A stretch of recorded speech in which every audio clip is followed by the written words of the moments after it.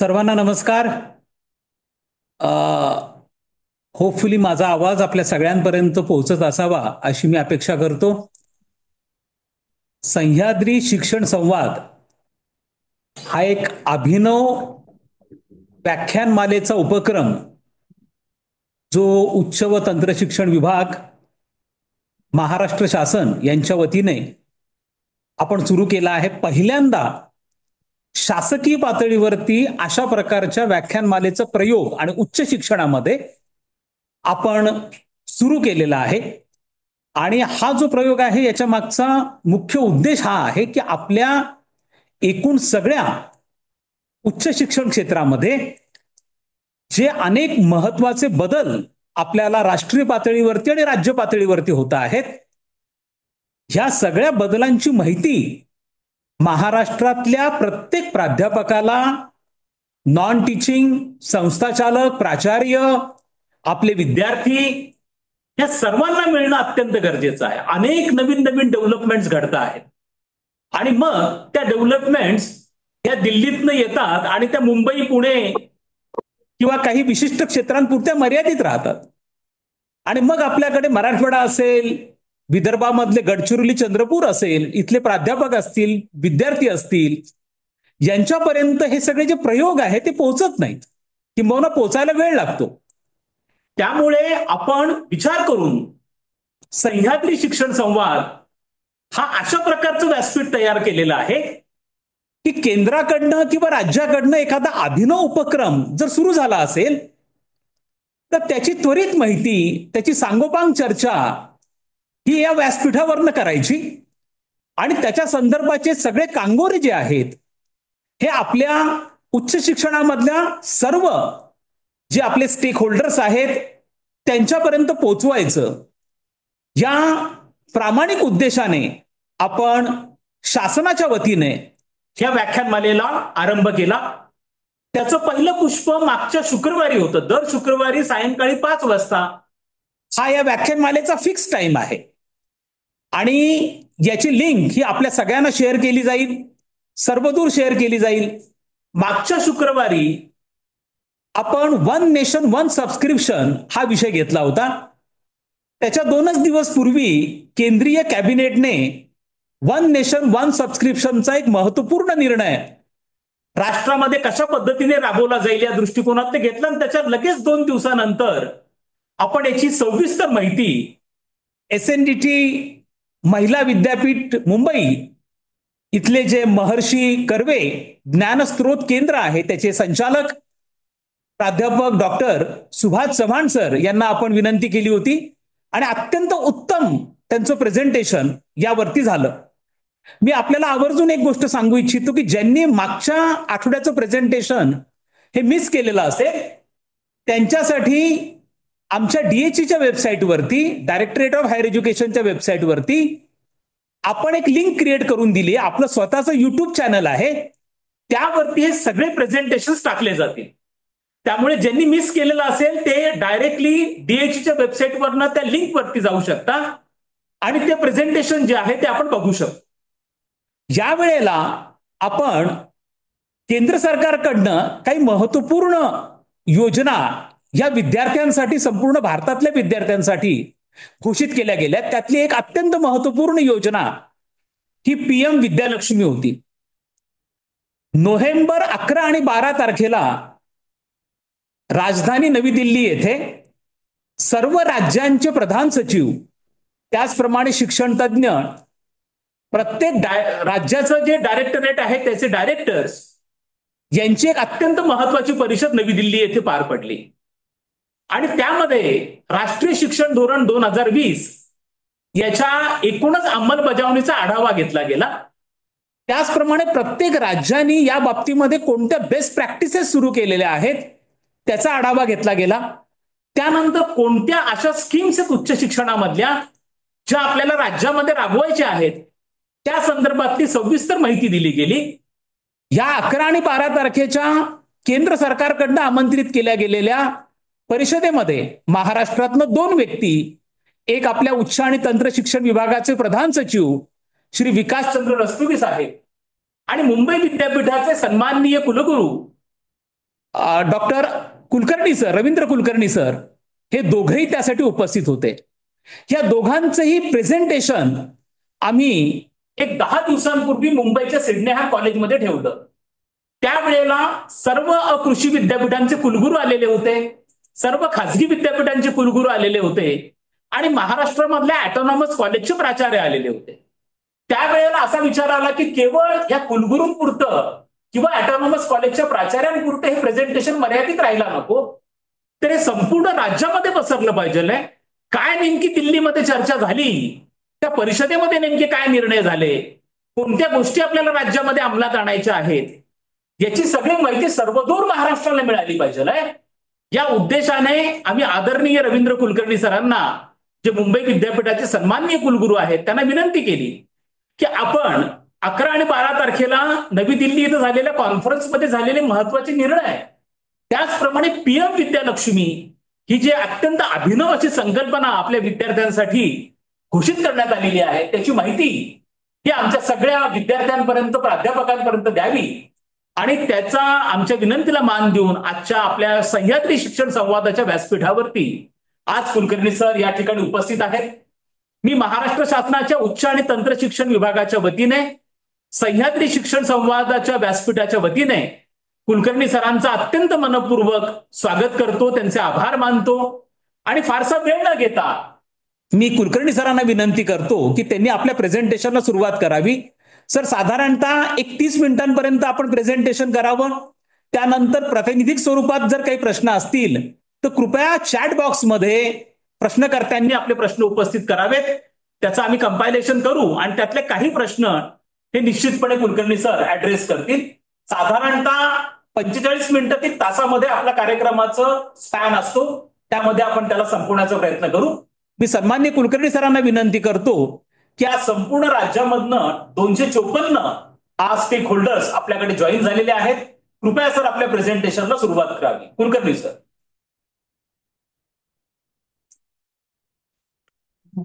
धन्यवाद director higher education Maharashtra राज्य doctor Shailendra Devalankar sir.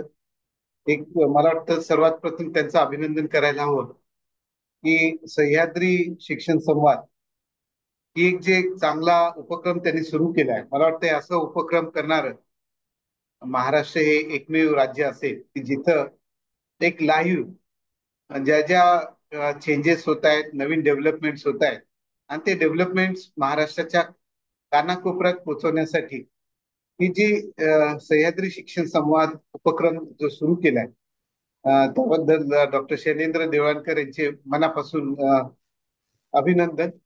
आणि यामुळे निश्चित जसं सर म्हणाले की बऱ्याच वेळा असं होतं की आपल्याला नवीन नवीन स्कीम्स येतात, पण त्या नवीन स्कीम्स पटकन माहिती होत नाही. म्हणजे जसं सर म्हणाले की मराठवाड्यातल्या किंवा विदर्भातल्या तसे कानाकोपऱ्यातल्या काही कॉलेज नाही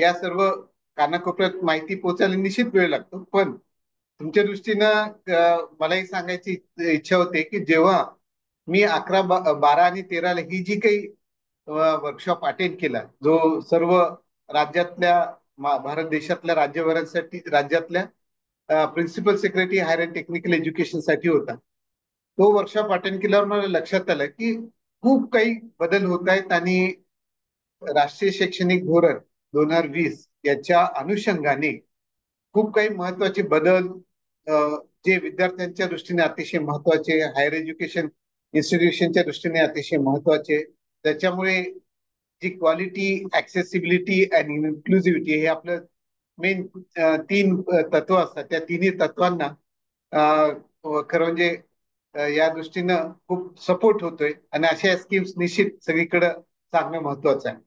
माझं प्रेझेंटेशन सुरू करण्यापूर्वी आज महामानव विश्ववंदनीय भारतरत्न आणि भारतीय घटनेचे शिल्पकार आणि थोर अर्थतज्ञ, ज्ञानसूर्य, क्रांतीसूर्य भारतरत्न डॉक्टर बाबासाहेब आंबेडकरांना मी प्रथम अभिवादन करतो आणि आपल्या प्रेझेंटेशन साठी सुरुवात करतो.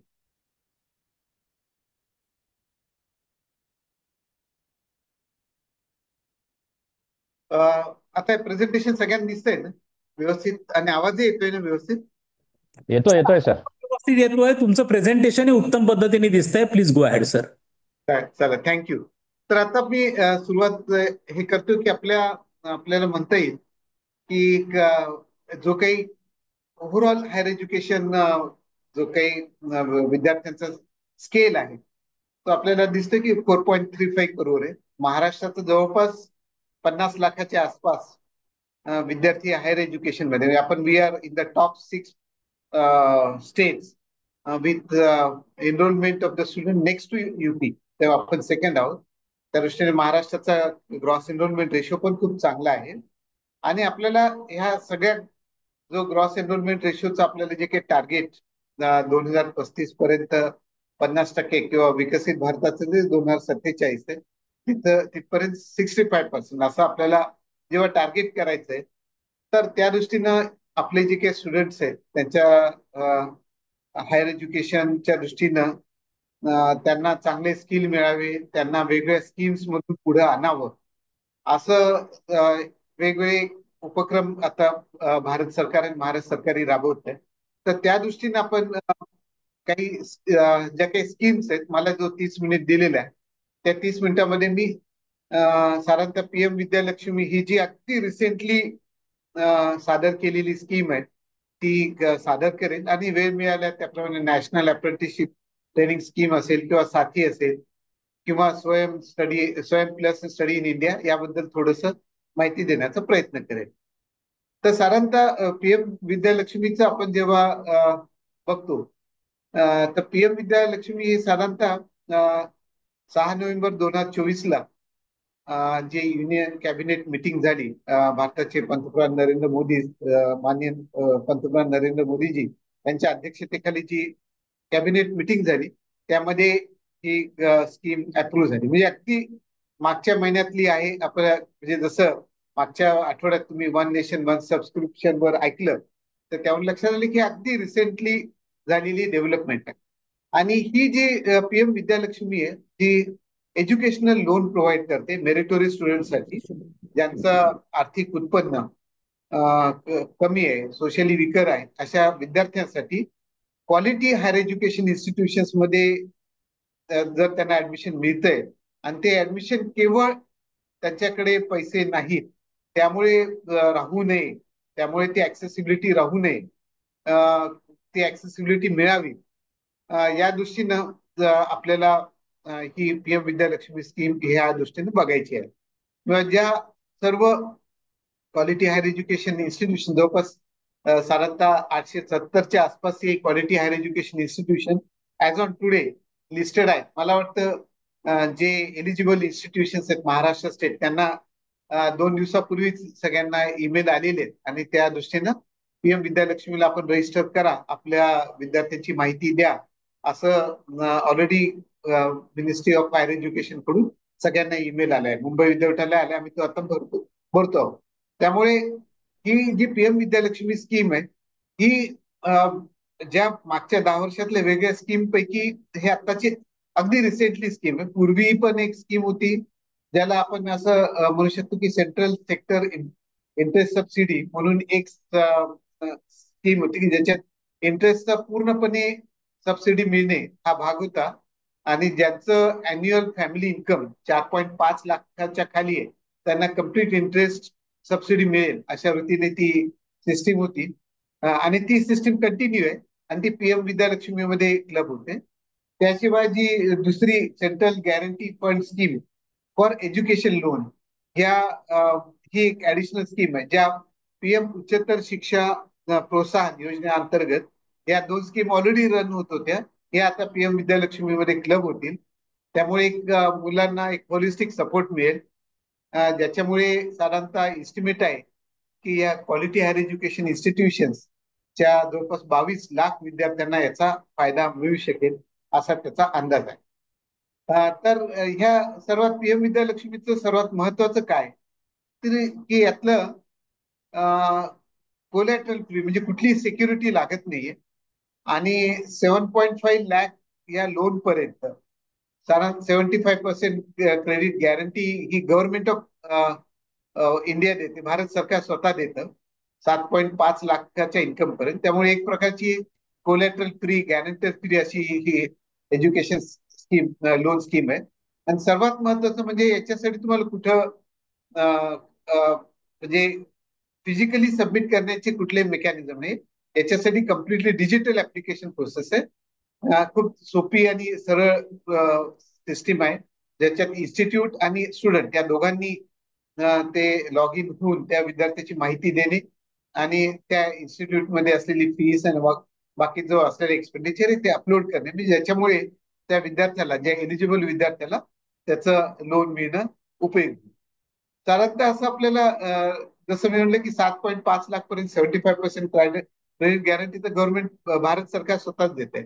आणि साधारणतः मी जसं पूर्वी सांगितलं की ही ऑलरेडी पीएम उच्च शिक्षा प्रोत्साहन योजनेखाली ऑलरेडी ज्यांचं अॅन्युअल फॅमिली इन्कम हे 4.5 लाखापर्यंत होतं, त्यांना जे इंजिनिअरिंग कोर्सेस होते, फार्मसी कोर्सेस होते, त्यांच्यासाठी जर त्यांनी ज्या इन्स्टिट्यूशनला नॅक ग्रेड आहे किंवा एनबीए अक्रिडेशन आहे अशा इन्स्टिट्यूटमध्ये ऍडमिशन घेतलं तर त्यांना 4.5 लाख अॅन्युअल इन्कमच्या पर्यंतच्या विद्यार्थ्यांना कम्प्लीट इंटरेस्ट सबसिडीची योजना ऑलरेडीच होती. आता ती पुढं नेऊन ज्यांचं इन्कम 8 लाख आहे, ज्यांचे अॅन्युअल फॅमिली इन्कम 8 लाख आहे, त्यांना म्हणजे 4.5 ते 8 लाख या अॅन्युअल फॅमिली इन्कमच्या रेंज मध्ये त्या विद्यार्थ्यांना 3% इंटरेस्टची सबसिडी मिळेल 10 लाखाच्या लोन पर्यंत. म्हणजे ही एक ऍडिशनल त्यामध्ये अट आलेली आहे. त्यामुळे हा जो आलाय यामुळे एक मोठ्या प्रकारे विद्यार्थ्यांचं इन्क्लुजन त्यामध्ये होईल असं त्यामध्ये निश्चितच एक अंदाज त्याच्यातून येतोय. त्यामुळे ही एक खूप मोठी स्कीम, विद्यालक्ष्मी स्कीम आहे, जी सर्व हायर एज्युकेशन इन्स्टिट्यूशननी आपल्या विद्यार्थ्यांपर्यंत पोहोचवायची आहे. आता याच्यातले काही उदाहरणं म्हणजे हे कसं असेल याचं साधारणतः ही स्लाइड आणि पुढच्या स्लाइड मध्ये साधारणतः काही उदाहरणाद्वारे हे पीएम विद्यालक्ष्मी लोन कशी असेल हे साधारणतः स्पष्टीकरण करण्याचा प्रयत्न करतो. म्हणजे सर्वात लक्षात घ्यावं लागेल, समजा एक्सपेन्सिव्ह म्हणजे आता आपण naturally government higher education institution बद्दल प्रामुख्याने विचार करू, कारण त्यांना हे प्राधान्य आहे सेंट्रल इन्स्टिट्यूटला आणि स्टेट युनिव्हर्सिटीजला आहे. आणि तसे जे नॅशनल रँकिंग फ्रेमवर्क मध्ये जे कॉलेजेस येतात त्यांच्यासाठी पण आहे. तर साधारणतः आय एम अहमदाबादची फीस 2 वर्षासाठी 25 लाख आहे.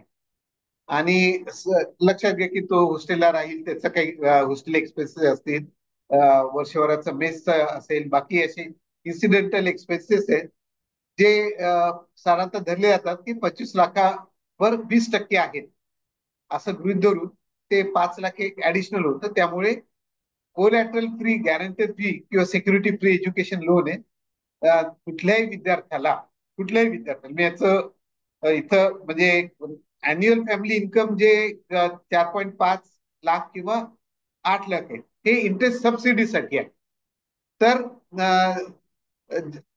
ज्यांना ज्यांची इन्कम जास्त आहे आणि त्यांना इंटरेस्ट सबसिडी मिळणार नाही, पण ते एज्युकेशन लोनला पात्र आहे अशा सर्व विद्यार्थ्यांना 30 लाखापर्यंत लोन त्यांना ज्या स्टेप मध्ये घ्यायचं त्या स्टेप्स मध्ये घेण्यासाठी ते पात्र असतील. आणि त्या 2 वर्षात जसं नॅचरली 2 वर्ष, पहिल्या वर्षात 20 लाख, दुसऱ्या वर्षात 10 लाख असं घ्यायचं असेल तर तशा प्रकारचे डिस्बर्समेंट ते दोघं मिळून, द इन्स्टिट्यूशन आणि तो विद्यार्थी असं दोघं मिळून ते डिसाईड करतील. इन्स्टिट्यूशन नॅचरली सांगेल की आमची या वर्षीची फीस एवढी भरली पाहिजे, तर त्याप्रमाणे इन्स्टिट्यूशनची रिक्वायरमेंट जाईल आणि स्टुडंटची रिक्वायरमेंट की पहिल्या वर्षी माझा खर्च किती, दुसऱ्या वर्षी किती, त्या दृष्टीने स्टुडंट ते 30 लाखाचं साधारण इन्कम तो डिस्ट्रीब्यूट करू शकतो. आयआयटी कानपूर जी दुसरी, आता आपण क्वालिटी हायर एज्युकेशन इन्स्टिट्यूशन म्हणून म्हणतो, त्यामुळे आयआयटी कानपूर जर किंवा कुठली आयआयटी घेतली तर साधारणतः 10 लाखापर्यंत टोटल एक्सपेंडिचर इन्क्लुडिंग फीस असते. आता याच्यामध्ये एक फायदा आहे की 10 लाख जेव्हा टोटल एक्सपेंडिचर, त्याचा अर्थ असा आहे की 10 लाखापर्यंत ज्यांचं इन्कम 8.5 ज्यांचं इन्कम 8 लाख खाली आहे आणि किंवा ज्यांचं 4.5 लाखाखाली आहे, त्यांना इंटरेस्ट सबसिडी घेण्याचं 10 लाखापर्यंत सहजपणे प्रावधान उपलब्ध होतं. आणि जसं मी सांगितलं की याच्यात लोन किती मिळवायचं त्या इन्स्टिट्यूशनला, त्याची कुठलेही अप्पर लिमिट नाही, सिलिंग नाहीये. किंवा ज्यांना लोन घ्यायचंय त्याचं फॅमिली इन्कम अप्पर लिमिट काय असावं त्याचंही काही लिमिट नाहीये. कारण ज्या इंटरेस्ट सबसिडीज घ्यायची असेल तर त्यासाठी 8 लाख 3% इंटरेस्ट सबसिडीसाठी आणि फुल इंटरेस्ट सबसिडीसाठी 4.5 लाख. पण केवळ एज्युकेशन लोन घ्यायचंय आणि पुढे जायचंय तर त्यांच्यासाठी कुठल्याही प्रकारचं एज्युकेशन लोनवर अप्पर लिमिट नाही किंवा फॅमिली इन्कमवर अप्पर लिमिट नाही, हे आपल्याला इथं लक्षात घेणं क्रम प्राप्त आहे. तर आपण असं साधारणतः लक्षात घेतलं तर अजून दुसरे जे 2 एक्झाम्पल म्हणजे याचं इंटरेस्ट सबसिडी. कारण जेव्हा 8 लाखाचं 4.5 लाख ज्यांचं अॅन्युअल फॅमिली इन्कम आहे त्यांचं तर क्लिअर आहे, त्यांना 10 लाखापर्यंतच्या लोनवर कम्प्लीट इंटरेस्ट सबसिडी मिळणारच आहे. पण 8 लाखाचं आपण, कारण ही नवीन ऍडिशन झाली म्हणून ते त्याचं इलस्ट्रेशन आपण या स्लाइडमध्ये घेण्याचा प्रयत्न करू. समजा जसं मागच्या स्लाइडमध्ये आपण सांगितलं की त्याने जर आय एम अहमदाबाद मध्ये ऍडमिशन घेतलं तर साधारणतः त्याला 30 लाख लोन ला तो एलिजिबल होतोय. आणि समजा त्यानं म्हणलंय की मला पहिल्या वर्षी 16 लाख दुसऱ्या वर्षी 14 लाख असं जर घेतलं तर पहिल्या वर्षी 16 लाखाचं जर त्यांनी लोन घेतलं तर ते 2000 जेव्हा एक पहिल्या वर्षी लोन घेतल्यानंतर इंटरेस्ट नॅचरली मॉनिटरिंग पिरियड मध्ये पुढच्या वर्षापासून चालू होईल. तर 2025ला त्याला जो इंटरेस्ट रेट लेट असं की बँकेनं साधारणतः 8.5% इंटरेस्ट रेट चार्ज केलाय. साधारणतः आपल्याला वेगळे फरक दिसतात, कोणी 8.4 ते 10% असे वेगळे व्हेरिएशन दिसतात. तर 8.5% इंटरेस्ट रेट कॅल्क्युलेट केला तर 16 लाखावर साधारणतः 2025 मध्ये त्याला 1.36 लाख 1,36,000 हे भरावे लागते. आणि 16 लाखापैकी 10 लाख ज्यांचं अॅन्युअल फॅमिली इन्कम हे 8 लाखापर्यंत आहे त्यांना 10 लाखापर्यंत इंटरेस्ट सबसिडीला ते एलिजिबल आहे. त्यामुळे आपण 10 लाखावरच जर 3% इंटरेस्ट कॅल्क्युलेट केला तर तो 30,000 येतो. त्याचाच अर्थ टोटल 1,36,000 जो इंटरेस्ट त्याला 2025 मध्ये पे करायचा त्याचा त्या 1,36,000 पैकी 30,000 हे भारत सरकार भरेल आणि उरलेले 1,06,000 हे विद्यार्थी. दुसरं एक्झाम्पल आपण जे मागच्या स्लाइड मध्ये घेतलं ते IIT कानपूरचं होतं. त्याने 1,10,000 लोनला तो एलिजिबल झालाय आणि 4 वर्षाचा कोर्स आहे. त्यामुळे मे बी त्याचं पहिल्या वर्षी 4 आणि दुसऱ्या वर्षी 2-2 असं पुढचं गणित असू शकेल. तर त्यांनी पहिल्या वर्षी 4 लाख लोन घ्यायचं ठरवलं असेल तर 8.5 इंटरेस्ट रेट प्रमाणे साधारणतः 34,000 त्याचा इंटरेस्ट होतो जो त्याला 2025 मध्ये भरायचा आहे. आता हे 34,000 इंटरेस्ट टोटल भरायचं आहे. आपण असं त्याच्यातलं गणित असं की त्यातला जर 3% इंटरेस्ट 4 लाखावर काढला तर तो 12,000 होतोय जो भारत सरकारने भरायचा. आणि विद्यार्थ्याला 34,000 मायनस 12,000 म्हणजे 22,000 रुपये त्या विद्यार्थ्याला भरायचे, म्हणजे 12,000चा त्याला नेट इंटरेस्ट सबसिडी मिळते.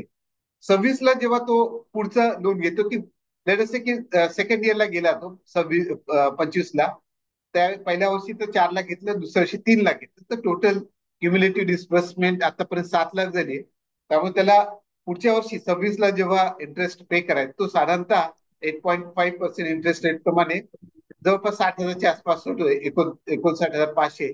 त्यापैकी त्या विद्यार्थ्याला त्यावर 7 लाखावर आपण परत 3% इंटरेस्ट सबसिडी कॅल्क्युलेट केली तर ते 31,000 येते.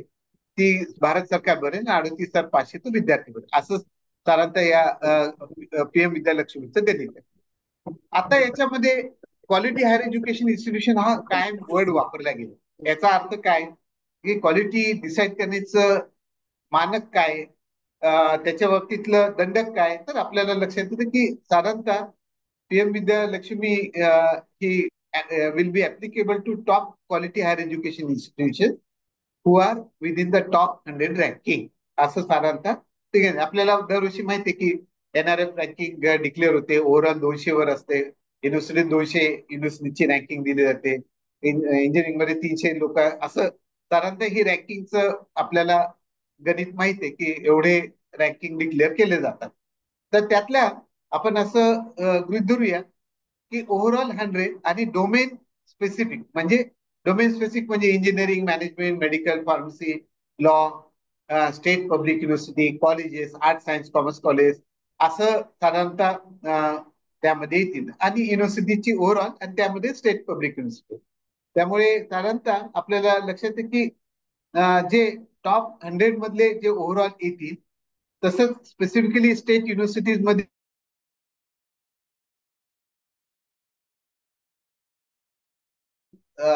त्या राज्यामधले कॉलेज, गव्हर्नमेंट कॉलेज किंवा गव्हर्नमेंट एडेड कॉलेज असं म्हणू, की त्यांचं 101 ते 200 असं साधारणतः एक ऍडिशनल त्यांनी प्रोव्हाइड केलं. त्यामुळे जर लक्षात घेतलं तर ओव्हरऑल 100 म्हणजे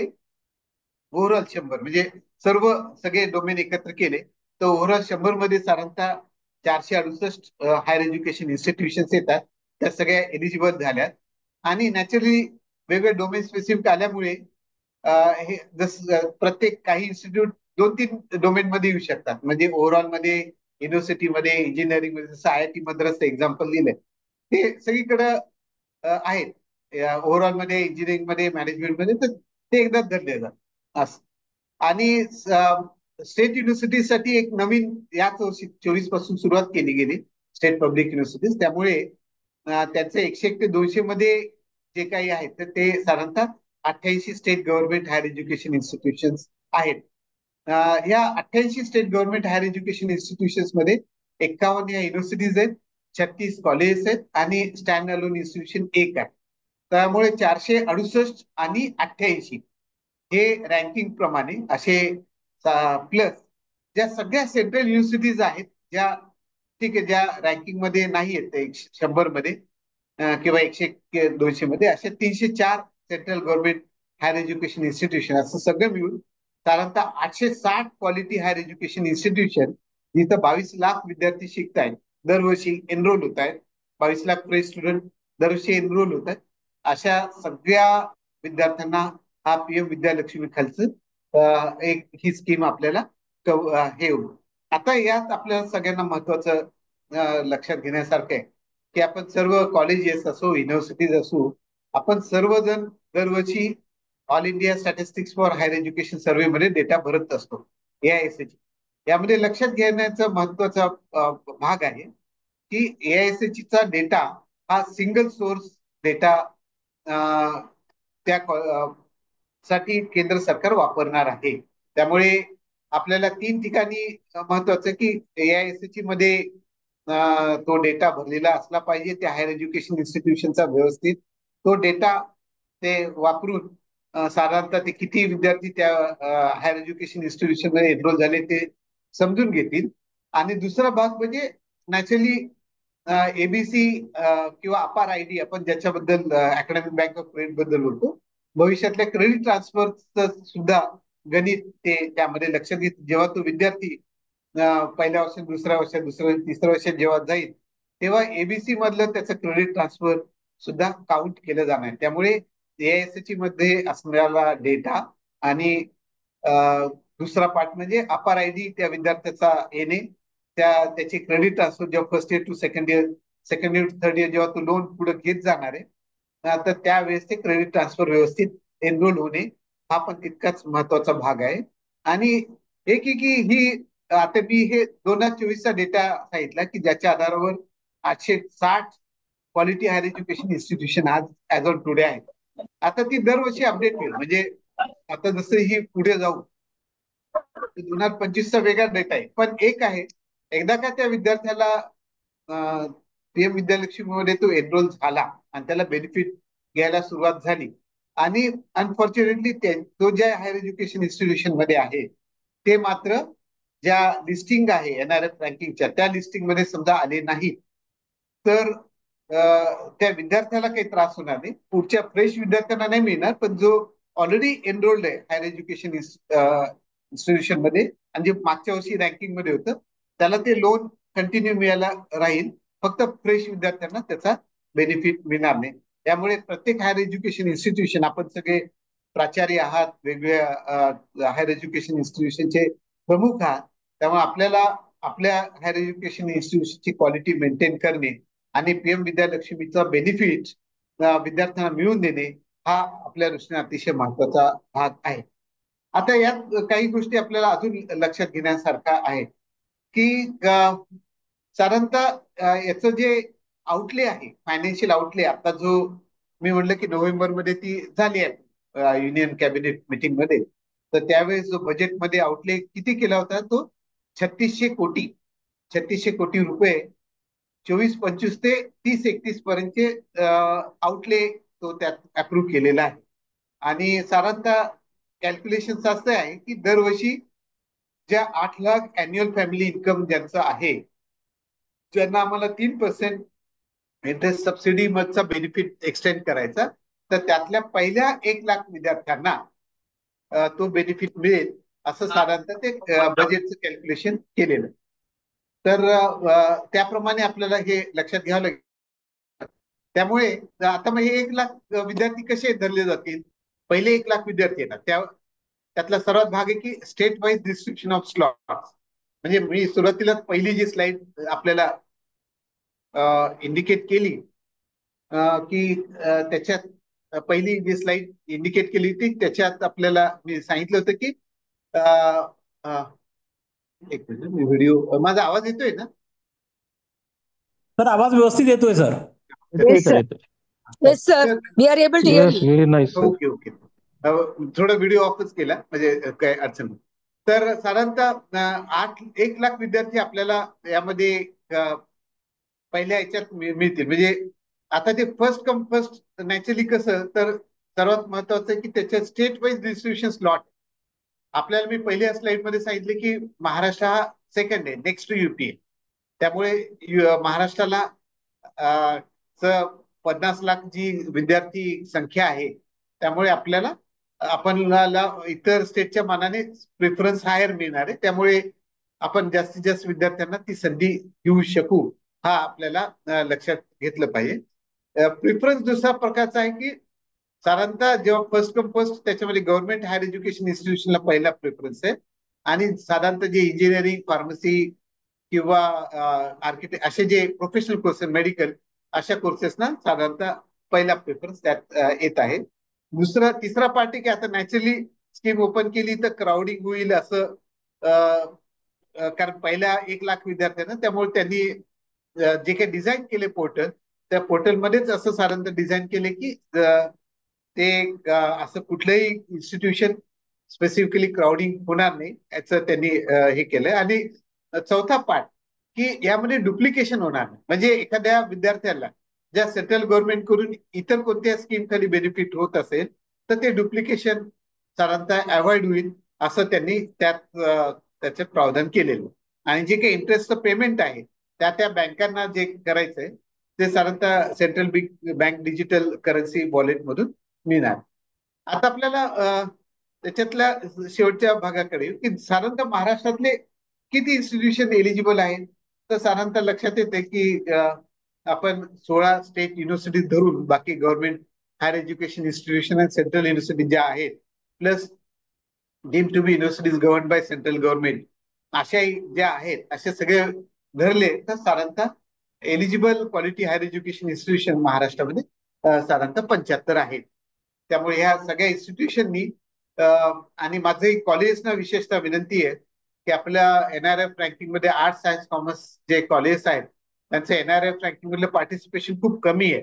आपण रँकिंग त्यामध्ये वाढवावं आणि आपण टॉप 100 मध्ये येण्याचा प्रयत्न करावा, जेणेकरून आपल्या विद्यार्थ्यांना ही बेनिफिट होईल. साधारणतः ही जी काही स्टेप आहे त्याचं पोर्टल डेव्हलप करणं चालू आहे आणि ती आपल्याला लागू होईल. तर त्यामध्ये ऍप्लिकंटनी लॉग इन होऊन एक common education loan application form असेल तो भरायचा आहे. आणि मग त्या एज्युकेशन लोनच्या ज्या काही सगळ्या स्टेटमेंट्स ते फिल केले की त्याच्यासाठी तो फॉर्म पूर्ण होईल आणि एलिजिबल असेल त्याला त्याप्रमाणे कम्युनिकेट केलं. ही साधारणतः पीएम विद्यालक्ष्मीची एक पहिली स्कीम. आता मी 5 ते 10 मिनिटांमध्ये, कारण ऑलरेडी 25 मिनिटं झालेत. तर 5 ते 10 मिनिटात पुढच्या स्कीमचा पण फास्ट आढावा घेतो. नॅशनल अप्रेंटिसशिप ट्रेनिंग स्कीम खाली आपल्याला खूप काही महत्वाचं बघायचंय की आपल्या विद्यार्थ्यांना याचा बेनिफिट घ्यायचा आहे. साधारणतः मागच्या 5 वर्षातलं आपण जर बघितलं तर नॅशनल अप्रेंटिसशिप ट्रेनिंग स्कीम खाली 8,68,000 विद्यार्थ्यांनी बेनिफिट घेतलाय.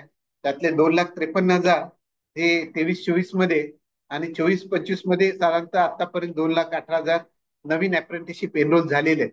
आणि ऍज ए स्टायपंडरी ग्रँट जी भारत सरकारने दिली आहे 8 नोव्हेंबर 2024 पर्यंत, ती साधारणतः 500 कोटी पर्यंत आहे.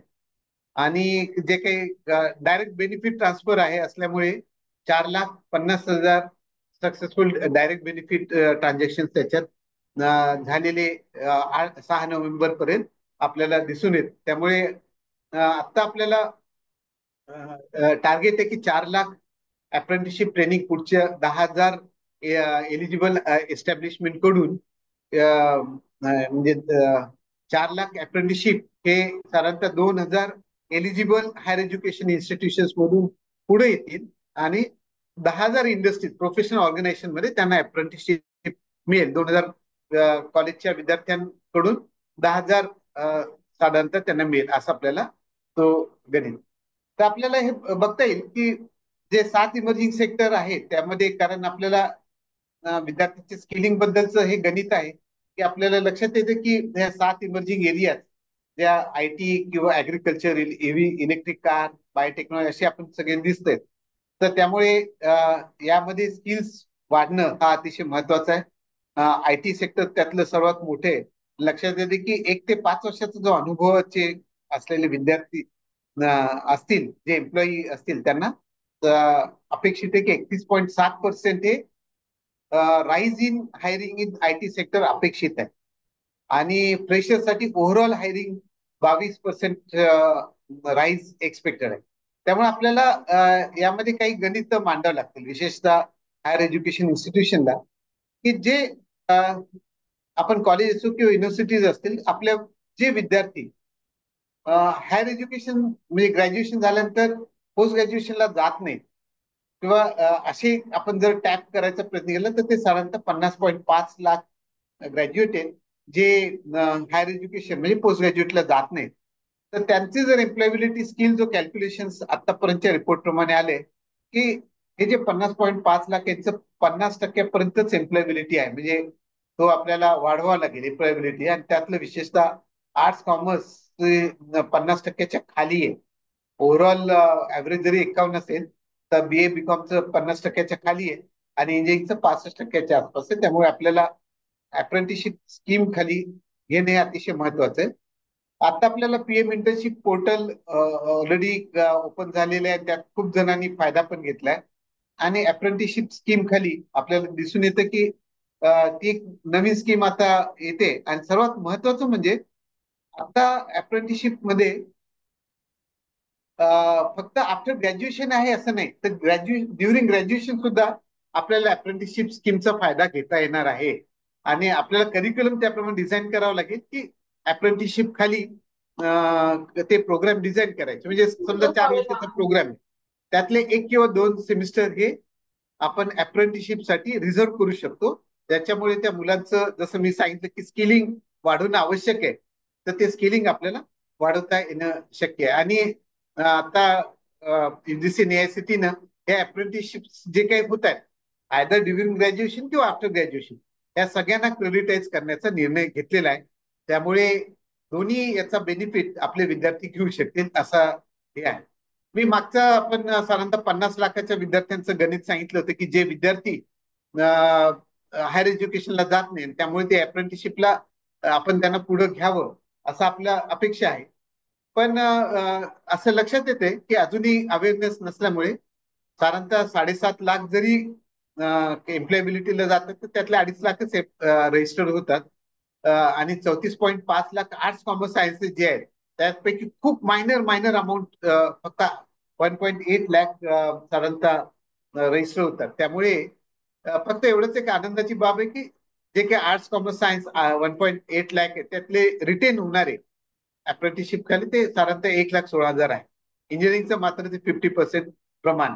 त्यामुळे ही गोष्ट निश्चितच चांगली आहे की एक पॉझिटिव्ह ट्रेंड आहे, पण खूप काही 34.5 लाखाच्या अगेन्स्ट 1.16 लाख फक्त ही खूप मिअर फिगर आहे. अर्थात यात काही अडचणी आहे की जे काय ज्या एस्टॅब्लिशमेंटमध्ये म्हणजे मी म्हटलं होतं ना 2,000 हायर एज्युकेशनचे 10,000 इंडस्ट्रीजमध्ये, तर काही ठिकाणी होमटाऊन पासून दूर असणे, त्यामुळे विद्यार्थी न येणे किंवा ज्या तऱ्हेचं स्किल तो विद्यार्थी बघतोय त्या इंडस्ट्रीमध्ये न मिळणं, असे काही त्याच्यात काही कारण आहे ते हळूहळू दूर करण्याचा प्रयत्न करण्यात आलेला आहे. त्यातलं साधारणतः डिग्री होल्डरला 9,000 अप्रेंटिसशिप खाली मिळतात. त्यातला 50% हा भारत सरकार देतं. तर असं काही नाहीये की हा मिनिमम स्टायपंड हा प्रिस्क्राईब केलेला म्हणजे 9,000 द्यावा, त्यातलं 4,500 गव्हर्नमेंटनी द्यायचं भारत सरकारने. तर त्या इंडस्ट्रीने 9,000च दिलं पाहिजे असं काही नाही. असे काही दिसतात की काही कंपन्या ज्यांना न्यू एज सेक्टर्समध्ये अशा काही कंपन्या त्या 4,500 गव्हर्नमेंट कडून घेतात, पण उरलेलं टॉपअप इतक्या हायर लेवलनी करतायत की त्या विद्यार्थ्यांना त्या अप्रेंटिसशिप खाली खूप मोठी अमाऊंट मिळते. जसं याहून दिसतं की 87,000 दिलेले अप्रेंटिसशिप खाली, म्हणजे आयटी सेक्टर खाली जो राईज आपल्याला दिसतोय तो यातून निश्चित आपल्याला दिसायला होईल.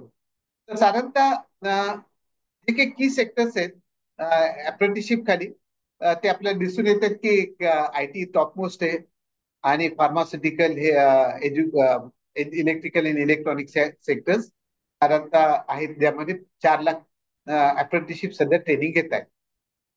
तर अर्थात प्रत्येक राज्यांच्या काही आहेत, महाराष्ट्र सरकारच्या येतीलच. तर साधारणतः याचं कसं हायर एज्युकेशन इन्स्टिट्यूशननी कशा प्रकारे एनरोल व्हायचं हे बघू. प्रत्येक हायर एज्युकेशन इन्स्टिट्यूशनने पहिले पोर्टलवर NATSच्या नॅशनल अप्रेंटिसशिप ट्रेनिंग स्कीमवर पोर्टलवर रजिस्टर व्हायचंय. त्याच्यानंतर रजिस्टर झाल्यानंतर इन्स्टिट्यूटची इन्फॉर्मेशन द्यायची. त्यानंतर एक बल्क अपलोड स्टुडंट डिटेल्सचा द्यावा, म्हणजे मग त्या स्टुडंट्सला युजर नेम आणि पासवर्ड त्याप्रमाणे पाठवले जातील. मग नंतर त्या स्टुडंट्सनी त्याचे युजर नेम आणि पासवर्डच्या सहाय्याने त्याचं ऍडिशनल इन्फॉर्मेशन भरायची आणि एकदा का त्याला ऑफर मिळाली की त्याला जे काही स्किल्सच्या संदर्भातलं जी काही इंडस्ट्री मिळाली ती जॉईन करून त्याचं जे काही स्टायपंड आहे ते त्याला डायरेक्ट बेनिफिट ट्रान्सफर स्कीम खाली मिळू शकते. साधारणतः ह्या आपल्याला महाराष्ट्रासाठी वेस्टर्न झोन जे आहे ते मुंबईमध्ये त्याच्या सायन्सच्या पुढे आहे. त्याचे PN जुमले डायरेक्टर, तर त्यांना आपण या दृष्टीने काही अडचण आली तर निश्चित हे करू शकतो.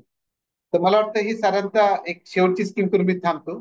साथी एक नवीन स्कीम आली जी खरं म्हणजे मलाही फारशी माहिती नव्हती जेव्हा मी ऐकल्यानंतर. तर साथी स्कीम जेव्हा ही अशी आहे की सर्वात महत्वाचं काय प्रॉब्लेम आहे की IIT IIM ला मुलं जायला उत्सुक आहेत, पण सगळे कोचिंग कल्चरमुळं एक मोठा एक धोका हायर एज्युकेशनला मिळतोय. त्यामुळे IITsनी एकत्र येऊन एक प्रकारची एक नवीन सारथी म्हणून एक स्कीम सुरू केली आहे, ज्याच्यात एंट्रन्स एक्झामचं प्रिपरेशन व्यवस्थित करता येईल अशा तऱ्हेने ते प्रयत्न केलेला आहे. तर आपल्याला त्यामध्ये जे IIT professor assisted learning IIT पाल अशी जी स्कीम आहे त्यामध्ये जवळपास 7,000 ऑनलाईन व्हिडिओज आहेत वेगवेगळ्या सब्जेक्ट वाली, जे NCERTच्या सिलेबसवर आधारित आहेत आणि Hindi English plus 12 additional 10 language, total 12 languages मध्ये ते अवेलेबल आहे. त्यामुळे इन्क्लुझिव्हिटी हा एक खूप चांगला कन्सेप्ट त्यामध्ये मिळतो. जर आपल्याला साथी आहे ते ग्लास जर बघितलं तर लक्षात येईल की ते हिंदी आणि इंग्लिश शिवाय मराठी पण त्याच्यामध्ये आहेत, इतर स्टेट लँग्वेजेस पण आहेत. 8 कॉम्पिटेटिव्ह एक्झामिनेशन आहे आणि साधारणतः मी म्हटलं जसं 7,000च्या वर व्हिडिओज आहेत. आणि यातली एक चांगली कन्सेप्ट म्हणजे साथी मित्रा. त्यात आपण यामध्ये एनरोलमेंट मध्ये सेकंड आहोत. 2,82,051 विद्यार्थी याच्यामध्ये महाराष्ट्राचे, नेक्स्ट टू UP आहोत. पण तरी आपल्याला मोठा बदल याच्यातून करता येईल. याच्यात खूप फायदा आहे, म्हणजे की जे IIT JEE टॉपर आहेत त्यांचंही गायडन्स मिळतं, त्यांचे वेगळे असे व्हिडिओज आहेत, त्याचा उपयोग घेता येईल. काही ज्या कॉलेजेसकडे सगळ्या सुविधा असतील कॉम्प्युटर्स आणि इंटरनेट ऍक्सेसचं, आणि प्लस काही चांगले प्रोफेसर्स जे साथी मित्र म्हणून काम करू शकतील असे साथी केंद्र या साथीमध्ये ओपन करू शकतात. मला वाटतं साधारणतः हे पण माझे स्कीम नाही, पण तरी एक स्वयं प्लस मी शेवटचं सांगून थांबतो. स्वयं प्लस ही अगदी रिसेंटली लॉन्च झालेली स्कीम आहे. स्वयंच्या पेक्षा अधिक स्वयं प्लसचा फायदा हा आहे की इंडस्ट्री फोकस्ड स्कीम आहे. आणि सर्वात महत्वाचं म्हणजे स्वयं प्लस मध्ये जे काही कंटेंट क्रिएट होत आहे, ई कंटेंट, ते इंडस्ट्रीच्या सपोर्टने होत.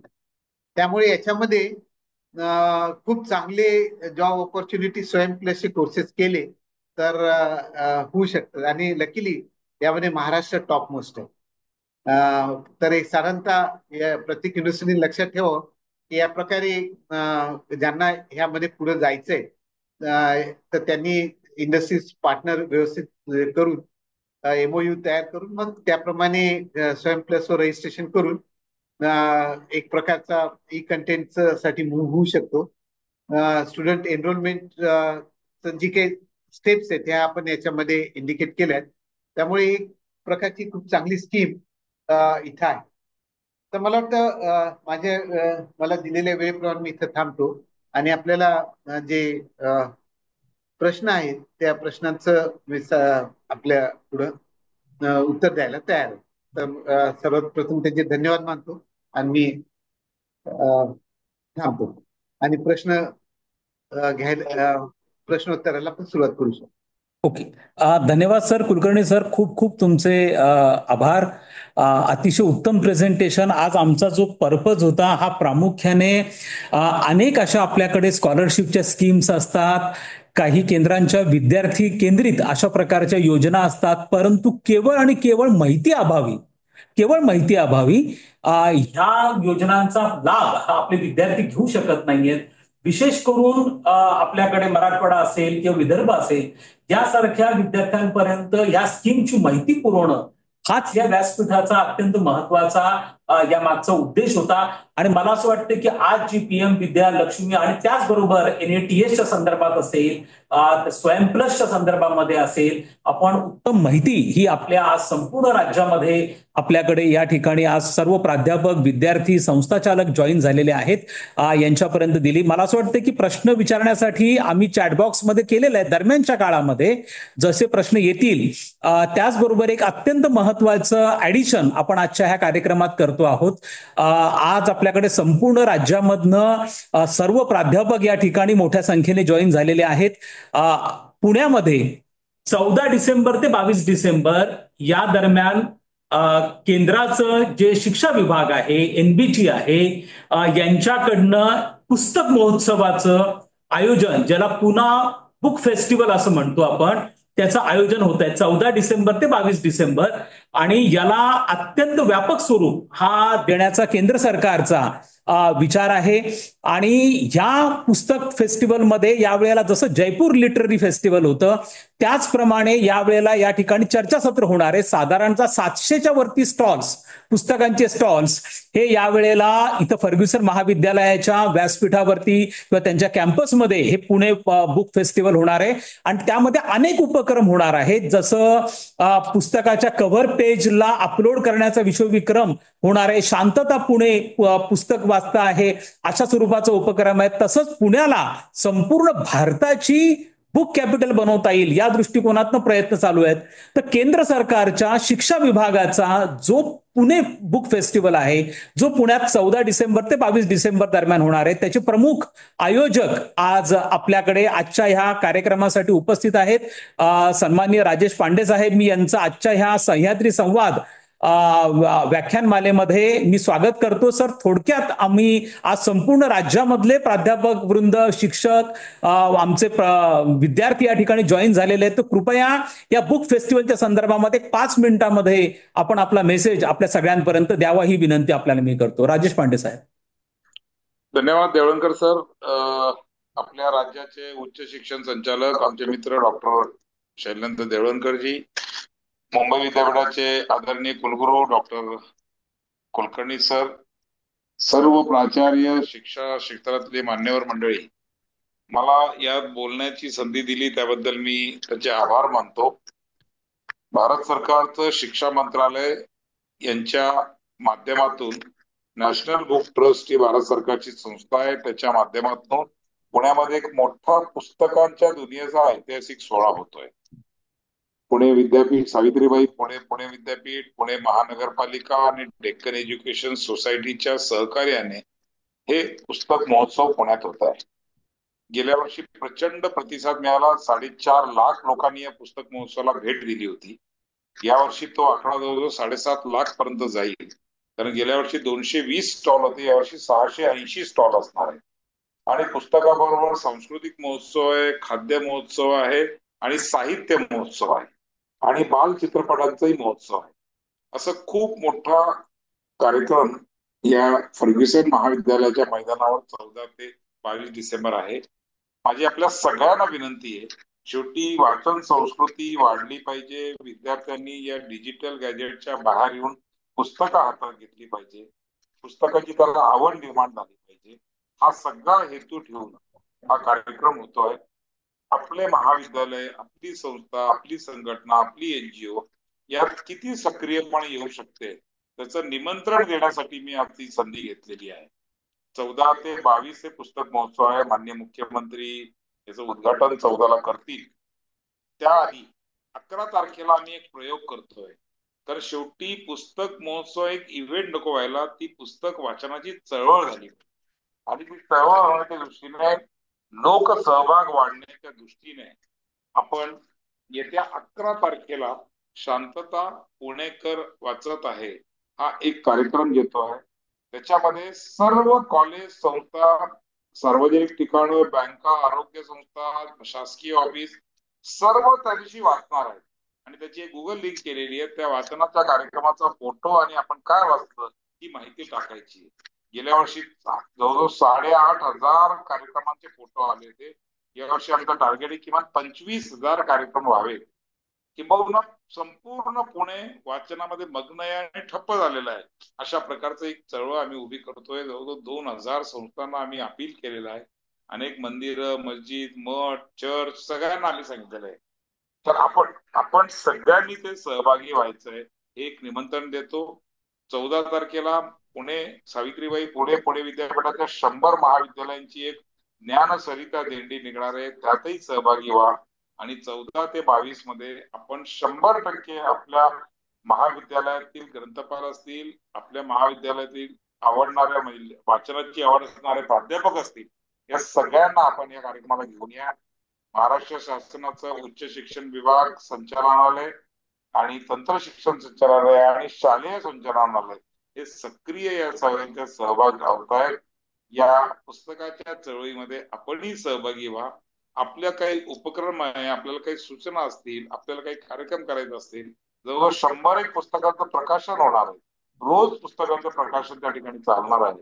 या सगळ्या कार्यक्रमात नक्की या, भेट द्या अशी विनंती करतो. पुन्हा एकदा डॉक्टर देवळणकरांचं मनापासून आभार मानतो आणि 11 तारखेच्या चळवळीत सहभागी होण्याची विनंती करतो आणि माझं बोलणं संपवतो. धन्यवाद देवळणकर सर.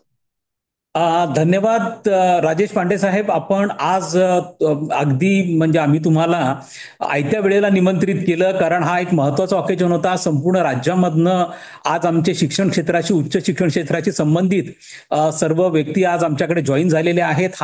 या प्लॅटफॉर्मवरनं पुणे फेस्टिवल आणि जो केंद्र सरकारचा उपक्रम आहे, एनबीटीचा उपक्रम आहे आणि इतका मोठा फेस्टिवल महाराष्ट्रामध्ये होतो आहे आणि जो आपल्या सगळ्यांचा प्रयत्न आहे की पुण्याला संपूर्ण देशाचं बुक कॅपिटल बनवण्याचा, या दृष्टिकोनातनं प्रयत्न आहे. महाराष्ट्र शासनाचा उच्च आणि तंत्र शिक्षण विभाग केंद्र सरकारच्या या अत्यंत महत्वपूर्ण प्रकल्पामध्ये आपल्या बरोबर आहे. आपण ही माहिती दिलीत. या संदर्भामध्ये आवश्यक ते सर्व सर्क्युलर्स हे आपल्या विभागाकडनं योग्य त्यावेळी निर्गमित हे केले जातील. आपण इथे जॉईन झालात, आपल्याला अत्यंत मनपूर्वक या बाबतीमध्ये मी आपले आभार मानतो. या संदर्भामध्ये कुलकर्णी सर, आपल्या प्रेझेंटेशन संदर्भामध्ये खूप जणांचं मेसेजेस हे ते कौतुक करण्याच्या संदर्भातल्या अत्यंत चांगली माहिती मिळाली. अगदी सर्व दूरपर्यंत, विशेष करून ग्रामीण भागामध्ये ह्या स्कीमची माहिती मिळाली. अशा दृष्टिकोनातनं हे सगळे मेसेजेस आहेत. मला असं वाटतं की या बाबतीमध्ये हे जे प्रेझेंटेशन होणार आहे, हे प्रेझेंटेशन आपण लवकरच आपल्या युट्यूब चॅनल आहे, आपल्या DHEचं डायरेक्टरेट ऑफ हायर एज्युकेशनचं युट्यूब चॅनल आहे. या युट्यूब चॅनलवरती हे प्रेझेंटेशन अपलोड केलं जाईल. त्यामुळे ज्यांचं हे मिस झालेलं आहे, आज काही कारणानिमित्त जॉईन होऊ शकलेले नाहीयेत, त्यांना आज पूर्णपणे याचा फायदा हा नंतरच्या काळामध्ये घेता येणार आहे. हे परमनंटली त्या युट्यूब चॅनलवरती असेल. त्याचप्रमाणे आपण आता ट्विटरवरती पण आलेलो आहोत. आपल्याकडे काही महत्वाच्या ज्या घडामोडी घडता आहेत त्या थोडक्यात ट्विटरच्या माध्यमातून, ट्विटर हँडलच्या माध्यमातून आपल्यापर्यंत पोहोचवण्याचा प्रयत्न हा DHE कडनं केला जातो, डायरेक्टरेट ऑफ हायर एज्युकेशन कडनं केला जातोय. मी आपल्याला सगळ्यांना आवर्जून ही गोष्ट सांगू इच्छितो की आपल्याला संपूर्ण राज्यामध्ये ज्या पद्धतीचे गुणात्मक शैक्षणिक परिवर्तन घडून आणायचं आहे, हे कार्य हे केवळ आपल्या उच्च आणि तंत्र शिक्षण विभागाचं किंवा DHEचं नाहीये, हे सगळ्यांचं मिळून आपलं टीम वर्क आहे. त्यामुळे आपल्या सगळ्यांना एकत्र यायचं आहे. आपले जे 45 लाख विद्यार्थी आहेत, या विद्यार्थ्यांच्या भवितव्यासाठी आपल्या संपूर्ण टीचिंग, नॉन टीचिंग, संस्थाचालक, प्राचार्य, सर्व स्टेक होल्डर्सना आपल्याला आज टीम म्हणून काम करायचं आहे. त्यामुळे या संदर्भातली सगळी माहिती सर्व दूर पोहोचावी, लोकांमध्ये जागृती व्हावी, विद्यार्थ्यांना वेगवेगळ्या योजनांची माहिती मिळावी आणि इव्हन प्राध्यापकांकडनं नंतरच्या काळामध्ये या प्रेझेंटेशनच्या माध्यमातून माहिती मिळावी, या दृष्टिकोनाचा उपक्रम सुरू केला गेलेला आहे. मला असं वाटतं की कुलकर्णी सर हे नेहमी ऍक्सेसिबल असतात. ते आज कुलगुरू असूनही दररोज सकाळी ते त्यांचं एक लेक्चर घेतात आणि लेक्चर घेतल्यानंतर त्यांच्या प्रशासकीय भूमिका हे ते बजावत असतात. त्यामुळे ते तुमच्या या संदर्भात आणि त्यांचा नंबर सगळ्यांचा जवळपास सगळ्यांकडे असेल. आपल्या काही इंडिव्हिज्युअल लेव्हलच्या पण क्युरीज असतील तर आपण कृपया कुलकर्णी सरांना आवर्जून या बाबतीमध्ये विचारू शकता. पुढच्या आठवड्यामध्ये एक आणखी नवा विषय आणि नवा आपल्याकडचा वक्ता, शिक्षण क्षेत्रातला तज्ज्ञ व्यक्ती यांना घेऊन आम्ही पुन्हा एकदा तुमच्या सगळ्यांच्या भेटीसाठी येणार आहोत. मी महाराष्ट्र शासनाच्या उच्च आणि तंत्र शिक्षण विभागाच्या वतीने आदरणीय रवींद्र कुलकर्णी सरांचे, जे कुलगुरू आहेत मुंबई विद्यापीठाचे, अत्यंत मनपूर्वक आभार मानतो. साध्या सोप्या भाषेमध्ये हा तांत्रिक मुद्दा आपण अत्यंत उत्तम पद्धतीने सर आज संपूर्ण राज्याला समजून सांगितला. यानंतरही आम्ही तुमच्या संपर्कात राहणार आहोत. तुमच्याकडनं अनेक गोष्टी आम्हाला आज आमच्या सर्व प्राध्यापकांपर्यंत पोहोचवायच्या आहेत. त्यामुळे यानंतरही आपण सह्याद्री शिक्षण संवादाच्या व्यासपीठावरती आपल्याला आम्ही आमंत्रित करू, एका नव्या विषयांच्या अनुषंगाने आम्ही आमंत्रित करू. आणि यानंतर आपले जे काही प्रश्न असतील तर आपण नंतरही विचारू शकता. DHEच्या आमच्या वेबसाईटवरती पण आपण प्रश्न टाकू शकता. या सगळ्यांची उत्तरं हे आपण आता देणार आहोत. आपण सरांना पण पाठवू आणि लवकरच आमचा हाही उपक्रम आहे की मी आता या व्यासपीठावरनं कुलकर्णी सरांना आता विनंती पण करतो की आपण आपलं जे प्रेझेंटेशन आहे सर त्याला एका लेखाच्या माध्यमातनं आपण आणावं. लवकरच अशा लेखांचे कंपायलेशन करून एक एडिटेड व्हॉल्यूम आपण मराठीमध्ये काढूयात, जेणेकरून सर्वदूर आपल्या सगळ्या राज्यातल्या सर्व विद्यार्थ्यांपर्यंत, प्राध्यापकांपर्यंत हा मराठीमधला या वेगवेगळ्या स्कीमच्या संदर्भातला एडिटेड व्हॉल्यूम जो आहे हा सगळ्यांपर्यंत चालला जाईल. मी पुन्हा एकदा आपल्या सगळ्यांचे, कुलकर्णी सरांचे, पांडे साहेबांचे आणि या आजच्या उपक्रमासाठी संपूर्ण राज्यातनं आज मोठ्या संख्येने प्राध्यापक, विद्यार्थी, प्राचार्य आज जॉईन झालेले आहेत. सगळ्यांचे अत्यंत मनपूर्वक आभार मानतो आणि सगळ्यांना विनंती करतो की दर शुक्रवारी संध्याकाळी 5 वाजताचा 5 ते 6 हा 1 तास राखून ठेवत जा.